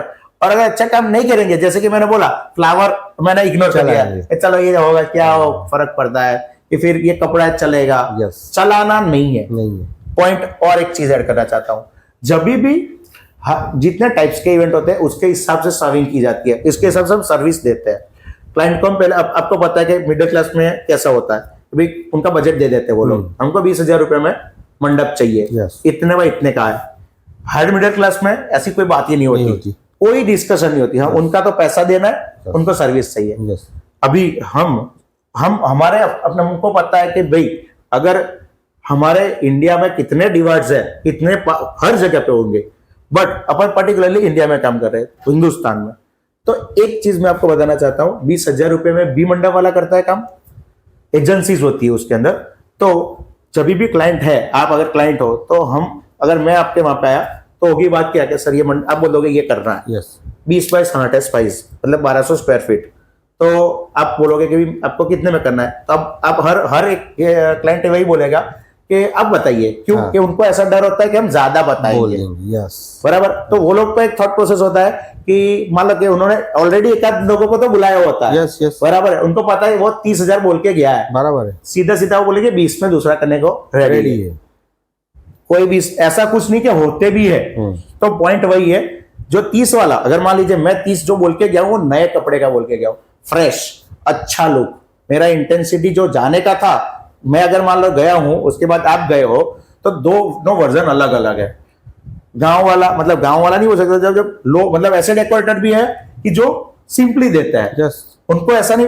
अगर एक जो एक्सट्रीम लेवल की अगर बात छोड़ दे, मिडिल क्लास पे आ जाए, तो मंडप का मतलब क्या हो गया, आगे घर के आगे छांव, बस घर के आगे छांव हो गया। दूसरा हो गया कि भाई अच्छा लगे हमारा घर। तीसरा हो गया कि भाई सीरीज वीरीज लगा दिया, थोड़ा और लगे हो अपना, मतलब अपना घर में फंक्शन है वो लगे। वैसे लगे। अभी तो हम ऐसा भी देखते हैं कि घर के आगे एक मंडप लगाया जाता है, सीरीज लगाई जाती है, दैट्स इट। उसको सिर्फ एक मंडप लगाना है, क्यों? कि भाई मंडप घर पे होना चाहिए। सीरीज लगाई जाती है और A to Z hotel, resort और सब कुछ दूसरे जगह पे अलॉट किया कर देते। तो पॉइंट वही था अपना कि जितना क्लाइंट का जैसा बजट है, जैसी उसकी थॉट प्रोसेस है, उसके हिसाब से वो काम देता है और उसके हिसाब से वो करवाता है। Yes. जैसे कि कोई भी अपन मान सकते हैं कि भाई डोली 6,000 रुपए एक डोली है, जो कुछ गेस्ट होंगे वैसा बोलेंगे हम अपने हिसाब से मंगाएंगे, मैंने इसको देखा हुआ है। कुछ क्लाइंट हो गए अपने हिसाब से कर लो। तो पॉइंट ये है कि कितने वर्जन है, क्या क्या इवेंट्स में प्रॉब्लम होती है, ये अगर चर्चा की जाए तो एंडलेस है। हर एक बंदे का नॉलेज एंडलेस है। ये जो सर ने जो बात की, अगर हम एक्स्ट्रा ऑर्डिनरी, इससे भी ज्यादा एक्स्ट्रा ऑर्डिनरी जाएंगे तो उसका भी बहुत ज्यादा लेवल होगा। कि वो बंदा होटल रूम के अंदर अगर उसका गेस्ट आया और आपके हेल्प डेस्क वाले को, हेल्प डेस्क वाला नहीं होगा, तो भी आपकी बेड बजाएगा। अगर उसने खराब आंसर दिया तो भी उसकी इफेक्ट होगी। और अगर अपन ज्यादा गिने तो आपका कोई एज अ फ्रेश होने गया है कुछ, तो एक बंदा जाएगा, दूसरा आएगा, रिप्लेस होगा, दोनों नहीं जाएंगे। वरना वो जो बच्चा आया है उसको नहीं पता कि ये क्लाइंट कितना, मतलब ऐसा क्लाइंट, मतलब जैसे क्लाइंट जितना ज्यादा स्पेंड करेगा उतना डिटेलिंग ज्यादा मांगेगा। तो वही चलाने वही है कि क्लाइंट एक ही है, और क्लाइंट का बजट जैसे वेरी करेगा उस हिसाब से क्लाइंट भी वेरी होता है। उसका बजट जैसे जैसे बढ़ेगा उसके साथ उसका डिटेलिंग भी बढ़ेगा। उसका डिटेलिंग बढ़ेगा तो आपका काम प्रॉपर परफेक्शन के साथ ही मांगेगा। यही चीज है कि बजट के वाइज क्लाइंट डिफर होगा। ओके, सो द पॉइंट वही था कि अपना पहले से कि प्लानिंग कैसे की जाती है, मैनेजमेंट कैसे किया जाता है और एग्जीक्यूशन कैसे। प्लीज सर आगे उसे कंटिन्यू करें। अभी जैसे आपने बात किया कि कोई क्लाइंट बोलेगा 20,000 में हो रहा है, कोई क्लाइंट बोलेगा 50,000 में, कोई बोलेगा लाख रुपए में। डिफरेंट क्या है, अपन एक ही चौरी गिन लो, एक ही वेडिंग का मंडप गिन लो, पर डिफरेंट क्या है, ये जो चीज बना रहा है वो अपने प्लेटफॉर्म पे नेट मारेगा, ये कारपेट लगाएगा, ये फल लगाएगा। तो यही स्पेंड है कि क्लाइंट 1 2 3 ABC कैटेगरी में डिवाइड हो जाएगा। कि स्पेंड जितना करेगा उतना अच्छा उसको मिलेगा।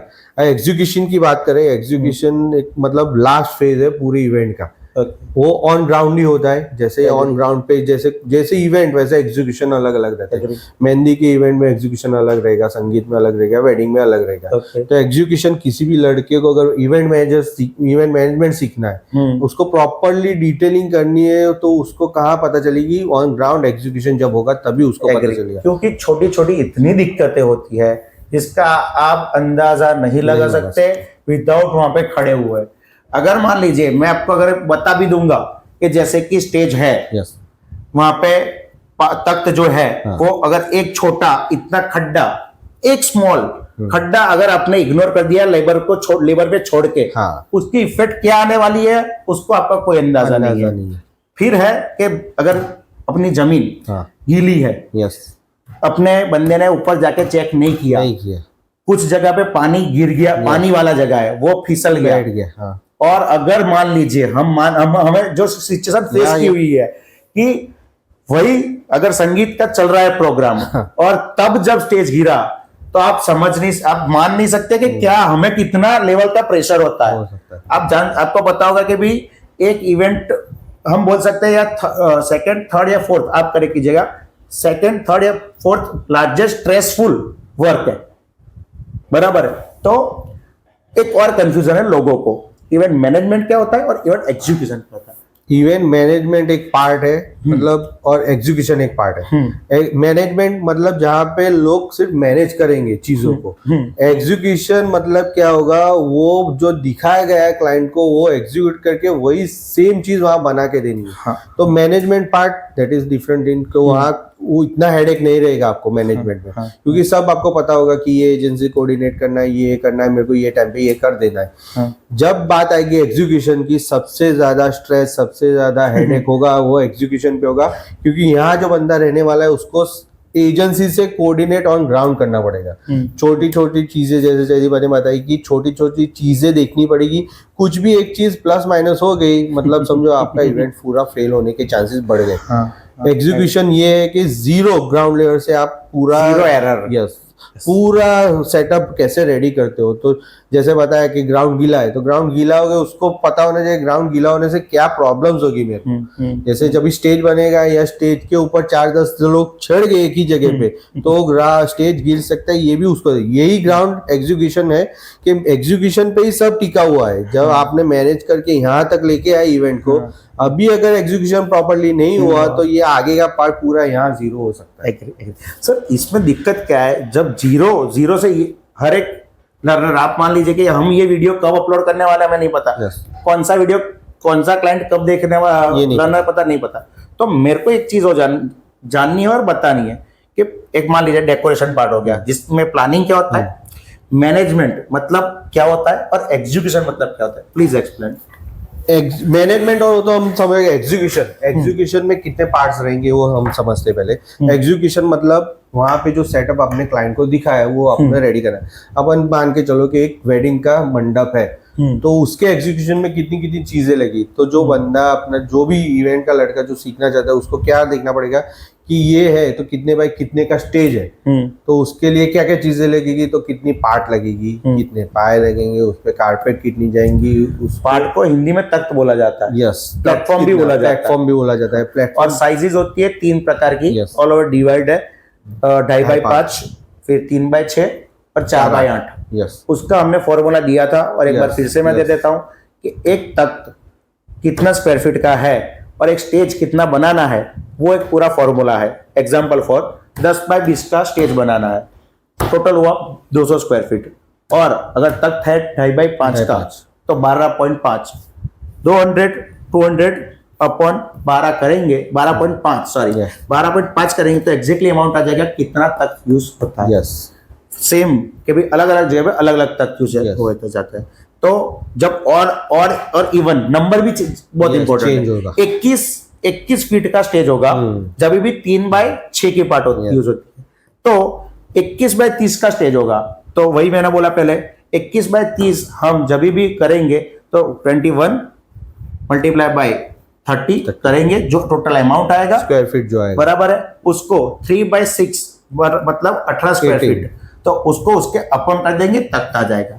एक चीज और ध्यान रखने वाली है, जो एग्जीक्यूशन का जो अपना पार्ट बोला कि अगर तख्त यूज हो रही है 40, हाँ ले जानी है 50, हाँ क्योंकि वहां पे जाके कितने तख्त, हमारे लेबर बहुत ही होशियार होते हैं, जैसे कि आपको पता है, उनको एक ही बात है, उठाओ और फेंको, उठाओ फेंको। आप लेबर को समझाओगे, कुछ समझेंगे, कुछ नहीं समझेंगे। तो अपने सेफर साइड हमको 40 की जरूरत है तो 50 मंगा लो, वही 10, 20, 30% ज्यादा मंगा लो। Yes. प्लस अगर मान लीजिए बहुत बड़ा इवेंट है, ग्रांड टू ग्रांड, तो अगर मान लीजिए 1000 पार्ट और 1000 टेबल की जरूरत है तो 1200-1300 मंगवाया जाता है। आपको पता है कि उसमें पॉइंट ये है कि ये जो 100-150 टेबल के कॉस्ट लोग भूल जाने के लिए रेडी है। हर एक डेकोरेटर, इवेंट प्लानर ऐसा सोचता है कि 100-150 पड़े भी रहेंगे ना तो हमें चलेगा। पर तभी दौड़ भाग, प्लस अगर डेट कितनी हैवी है तो तख्त मिलना भी मुश्किल, तख्त और टेबल मिलना भी मुश्किल हो जाता है, वैसी वाली सिचुएशन हो जाती है। तो जितना बड़ा इवेंट है उसके लेवल पे सोचना पड़ेगा, उसके लेवल पे एग्जीक्यूशन करना पड़ेगा, उसका प्री प्लान करना पड़ेगा। हर एक सेकंड पे आपका जो दिमाग है वो शार्प होना चाहिए। जैसे कि कोई कुछ गलती कर रहा है, कोई कुछ गंदा कपड़ा लगा रहा है, कोई कुछ गलत फ्लावर लगा रहा है, तो ये इतना डिटेलिंग वाला पार्ट है कि हम 1 घंटे में इसको कवर कर ही नहीं सकते। हम अपना बेस्ट दे रहे हैं कि आपको पता चले कि क्या होता है। कि जैसे कि आपके दिमाग में होता है फिल्म शूटिंग, मतलब हमने जो पर्दे पे देखा, हम पर्दे के पीछे का जो पार्ट है वो दिखा रहे हैं। आप एंटर करोगे, जब आपको जो दिखता है, वाह क्या इवेंट है, उसके पीछे कितना लोगों का दिमाग है, कितना लोगों की रोजगारी भी मिलती है, और कितना हेडेक वाला काम है। और प्लानिंग, मैनेजमेंट, एग्जीक्यूशन, वही पॉइंट है कि भाई प्लानिंग, अगर मान लीजिए कि कोई गेस्ट आया, उसने 10 लाख, मतलब 20 लाख नहीं, अपने जो अपन हायर मिडिल क्लास है उसी पे जाते एक बार, 50 लाख रुपए उसने उसका बजट दे दिया, तो उसको डिवाइड किया जाता है एज अ प्लानर कि भाई प्लानिंग की, मैनेजमेंट मतलब ये एजेंसी ये काम करेगी, ये एजेंसी ये काम करेगी, ये एजेंसी ऐसा काम करेगी, प्लस हमारा जो बंदा होता है मैनेजर, मैनेजमेंट वाला, वो उसको वही काम करवाएगा, याद दिलाता रहेगा, पीडीएफ भेजेगा, that is called management work. अब होता है मैनेजमेंट और एग्जीक्यूशन, हम सिमिलर काइंड ऑफ बोल सकते हैं, नॉट द सेम। कि जैसे कि मैंने मेरे फ्लोरिस्ट को बोल दिया कि ग्रीनरी ओरिजिनल आएगी प्लस आर्टिफिशियल फ्लावर आएगी, अपन ने फोन पे बोल दिया पिंक एंड येलो, बोल के अपन ने फोन काट दिया। अब जब वेन्यू पे आपको पता होगा, अपन ने जो पिंक बोला है और येलो बोला है ना, वो अगर उसने उस मिसअंडरस्टैंडिंग कर दिया तो पिंक की जगह, मतलब पिंक की जगह थोड़ा डार्किश मरून या रेड ले आएगा, और शायद येलो की जगह व्हाइट और थोड़ा लाइट ले आएगा। तो उसकी भी कितनी बड़ी इफेक्ट है वो भी हम एक्सप्लेन नहीं कर सकते, क्योंकि क्लाइंट क्या होता है, क्लाइंट का क्या होता है, जैसे सर ने बोला, जैसे क्लाइंट है वो इतना मांगेंगे क्योंकि उन्होंने पैसे दिए हैं। वो एक ही चीज बोलेंगे, हमने आपको बोला कि ये चीज हमें चाहिए, हमें नहीं जानना कि आपका प्रॉब्लम क्या है, आपको क्यों हुआ, ओरिजिनल फ्लावर नहीं है। अगर हम बोलेंगे सर ओरिजिनल फ्लावर नहीं मिले, ये चीज आपने एक्सप्लेन की थी, जब भी हायर मिडिल क्लास होंगे ना तो वो चीज छोटी छोटी बहुत ही मैटर करती है, मिडिल क्लास में नहीं करती। मिडिल क्लास में लोग ऐसे बोलते हैं चलो चलेगा, बट हायर मिडिल क्लास का पर्टिकुलर है, मुझे लेलीज चाहिए तो चाहिए, मुझे इतने लेलीज चाहिए तो चाहिए, मतलब जितना स्पेंड करेंगे उतना डिटेलिंग मांगेंगे। पॉइंट वही है कि सर हम दोनों को एक चीज जानना था, सॉरी, बट ये पॉइंट ये था कि हमारा इवेंट लाइन इतना बड़ा है, इतने व्लॉग्स, इतने अपने, मेरी भाषा बोल सकता हूँ, व्लॉग तो पूरा एक अलग पार्ट बनाने वाला है, इतने पॉडकास्ट जैसे कि इंटरव्यू बोल सकते हैं, तो इतने देंगे हम, 500, 1000, 5000 भी देंगे ना तो ये टॉपिक खत्म नहीं होगा, क्योंकि हर एक अपडेट होगा तो उसके अपडेट के हिसाब से नया कुछ आएगा। जैसे कि अभी क्यूआर कोड वाली सिस्टम आ गई, बराबर है, क्यूआर के बेस पे पूरा आइटनरी बनेगा, समझ रहे हो, तो उसमें क्या प्रॉब्लम आएगी, अगर मान लीजिए जितनी अपडेट होगी उतनी प्रॉब्लम्स तो बढ़ते हैं। तो ये टॉपिक वही है कि ये चैनल कितने तक चलेगा वो भी पॉइंट नहीं है, हम कितना सिखाएंगे वो भी आप देखते रहोगे कि हम क्या ट्राई कर रहे हैं। मेरा ट्राई ये है कि हम किसी को कुछ सिखाए जो कि हमारे इवेंट ग्रोथ कर पाए, क्योंकि क्या होता है कि जब भी हम एक बंदा रेडी करते हैं, पूरा मतलब स्केल, जीरो से लेकर स्केल करना बहुत हार्ड काम है, क्योंकि सबसे ज्यादा दिमाग हमारा उसी में खराब होता है। सो द पॉइंट वही है कि आप अगर कोई भी इवेंट का सोच रहे हो तो एक चीज पक्की है कि आप ऐसी लाइन में नहीं घुस रहे कि जिसका जो दिखाया जा रहा है वो इज नॉट रियलिटी। मूवी दिखाने जाने वाली बात पूरी अलग है और पीछे का एग्जीक्यूशन बहुत अलग चीज है। जैसे कि उसमें भी मैं एक बार बोलूंगा, जैसे मैं थोड़ा बहुत जानता हूं कि उसके अंदर एक स्क्रिप्ट लिखी गई, उसके अंदर आया डायरेक्शन, डायरेक्टर क्या करेगा, अलग करेगा, प्रोडक्शन वाला अलग करेगा, एग्जीक्यूशन वाला अलग करेगा, वो डिवाइड होगा आगे कि भाई उसका मान लीजिए कि भाई कैमरामैन ये करेगा, ये प्रोडक्शन ये करेगा, ये डायरेक्टर है वो सोचेगा कि कैसे फिल्म बनानी है, प्रोडक्शन वाला क्या सोचेगा कि भाई कितने बजट में, इतने कम बजट में बनाई जाए। और ये फिल्म जब हम देखते हैं तो ऐसे सोचते हैं वाह क्या पिक्चर बनाई है, बहुत मेरे को पिक्चर लाइन में जाना है, तो that is not a reality. Picture आप देखते हो वो अलग बात है, पीछे कितनी मेहनत लगती है। ये वीडियो भी जब हम बना रहे हैं तो हमको पता है कि हम दोनों मेरा पहला वीडियो है, इनका भी पहला वीडियो है अगर हम मान सकते हैं। तो अब देखोगे कि हमने छोटी छोटी मिस्टेक्स की है। ओके, और एक टेक देना, कितना डायलॉग बड़ा है, एक्टिंग स्केल, तो भैया कोई लाइन इतनी इजी नहीं है जितनी बोली जाती है, बराबर है। पॉइंट वही था हमारा पहले भी कि आप जब भी ये इवेंट लाइन का सोचो तो पूरा ऐसा प्रिपेयर होके आओ। ये वीडियो बनाने का इंटेंस ये है, ओके। क्योंकि मैं मेरी बात करता हूं, जहां पे मैं स्टडी करता था 140 लोग आए, तो अपन ऐसा गिन सकते कि 10% लोग अभी कंटिन्यू कर रहे होंगे।